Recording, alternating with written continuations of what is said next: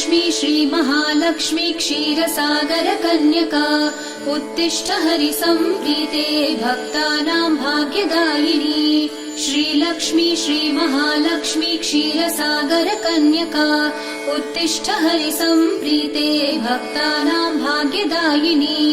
उत्तिष्ठोत्तिष्ठ श्रीलक्ष्मी विष्णुवक्षस्थलालये उत्तिष्ठ करुणापूर्णे लोकानां शुभदायिनी।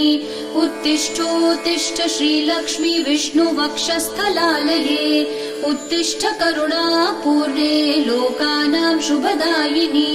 श्रीपद्ममध्यवसिते वरपद्मनेत्रे श्रीपद्महस्तचिरपूजित पद्मपादे श्रीपद्मजात जननी शुभपद्मवक्त्रे श्रीलक्ष्मी भक्तवरदे तव सुप्रभातम्।